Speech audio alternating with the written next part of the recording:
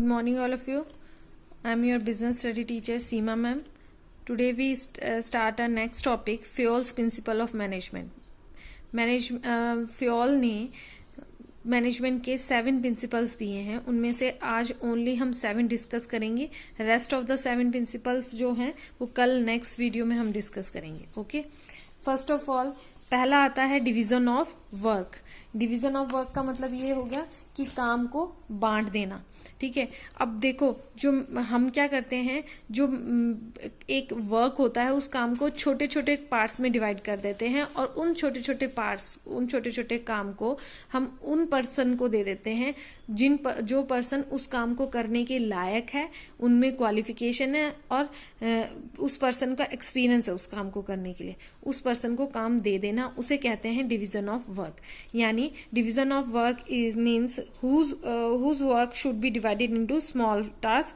हम सबसे पहले एक काम को छोटे छोटे पार्ट्स में डिवाइड कर देते हैं, टास्क में डिवाइड कर देते हैं and assign to a person according to the capability, qualification and experience of the person. और वो सारे काम छोटे छोटे पार्ट्स में हमने डिवाइड कर दिया, जो काम वो काम उन पर्सन को दे दिया जाता है जो उस काम को करने के लिए कैपेबल हो, क्वालिफिकेशन है उनमें और एक्सपीरियंस है. ठीक है, when a person perform a job again and again he will become specialized and efficiency will improve.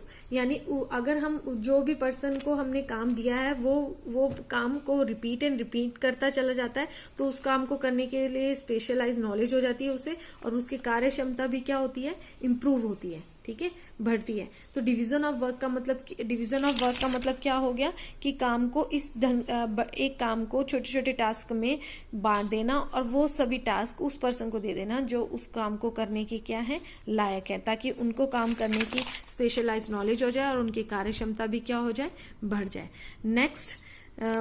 Next principle है अथॉरिटी एंड रिस्पॉन्सिबिलिटी. अथॉरिटी का मतलब होता है power to take a decision, यानी power.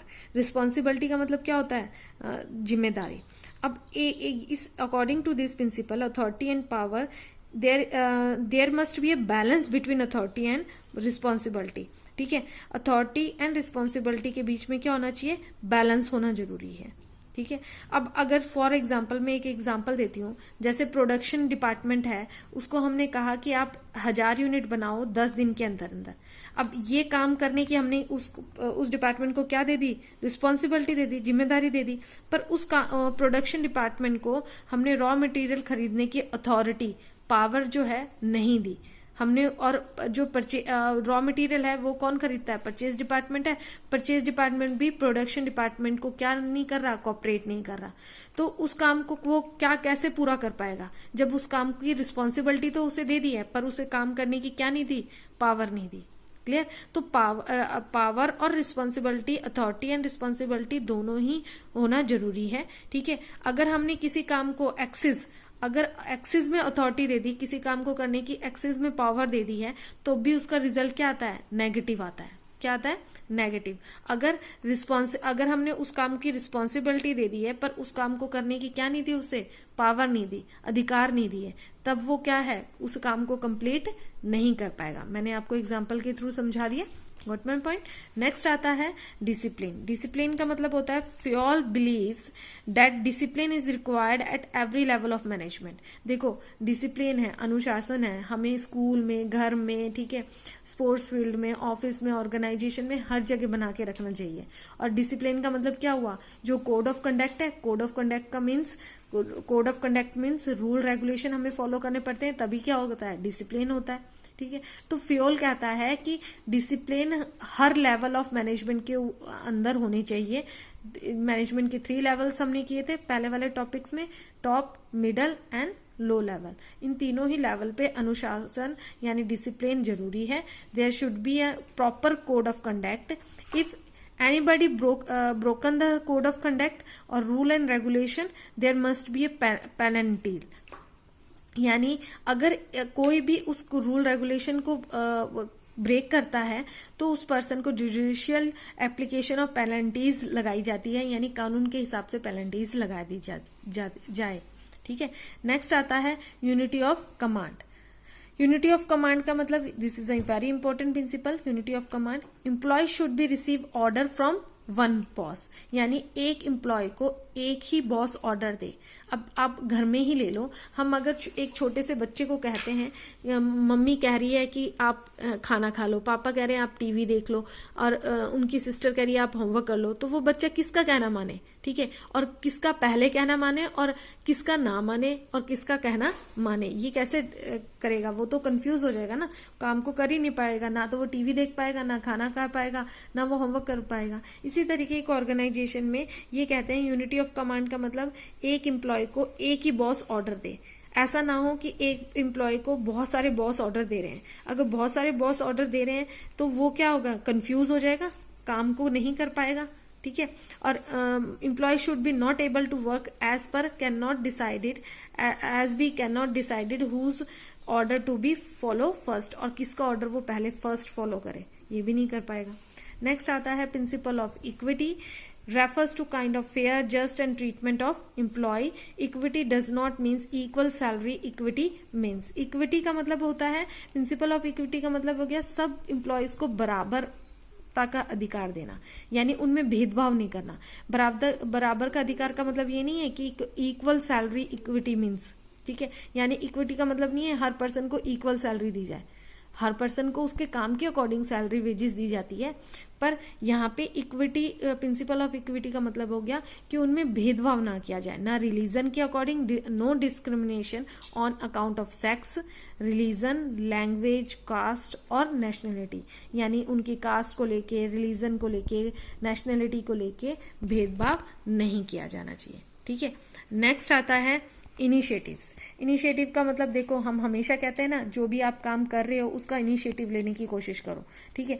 Employ should be given fair opportunities, employ को इस तरीके के अवसर प्रदान करे जाने चाहिए to come up with the new suggestions, idea and take initiative, यानी वो क्या करे कि जो जो सजेशन दे रहा है, नए नए आइडिया दे, नए नए सजेशन दे और इसका इनिशिएटिव ले, ठीक है, कि हाँ मैंने या मतलब आगे बढ़कर उस काम को करने के लिए तैयार हूं, ठीक है। Manager must welcome the suggestion of employ, manager को क्या करना चाहिए, जो भी एम्प्लॉय सजेशन देते हैं उनका वेलकम करना चाहिए। इनिशिएटिव डज नॉट मिस डिसऑबेसेंस, यानी कहने का मतलब हो गया, इनिशिएटिव का मतलब ये नहीं है कि आप ऑर्डर को नहीं मान रहे, आपको ऑर्डर तो मानना है, पर आपको काम जो आगे बढ़कर काम को अपने ऊपर लेना चाहिए, कि आपको कहना चाहिए कि आगे बढ़कर कहना चाहिए कि हाँ मैं ये काम करूंगा, मैं इस काम की रिस्पॉन्सिबिलिटी लेता हूँ, क्लियर।